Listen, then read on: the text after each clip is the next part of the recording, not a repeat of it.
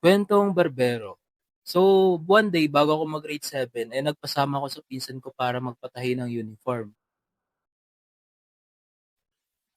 Okay na boy, nakuha ko na yung sukat ng damit mo. So, pagkatapos kong magpasukat, inaya ko ng pinsan ko para magpagupit. JB, pagupit na tayo. Alam mo akong barbershop.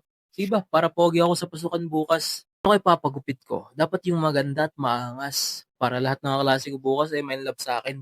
So, nung nandun na kami sa barbershop, nagtanong yung barbero kung anong gupit ko. Boy, anong gupit mo?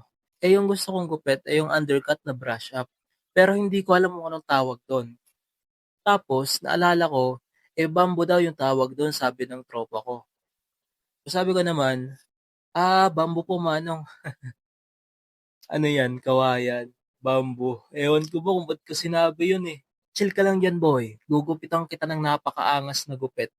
At nung ginugupitan na nga ako, bigla akong nagulat. Lah, ba't ang taas ng bawas? Ganyan. Siguro ganyan lang talaga yan. Trust the process, ika nga. At yun na nga, mohawk yung ginupit sa akin man. Anong kailangan kong gawin? Halos mangiyak-ngiyak ako ng mga oras na yun kasi putik na yan. Nagmukha akong pinya.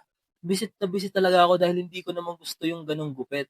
At nang makita nga ako ng pinsan ko, sabi niya, Manong, baka po hindi pwede yan sa school. Pag nakita yan ng principal, siguradong rarabrabin yan. Pwede yan.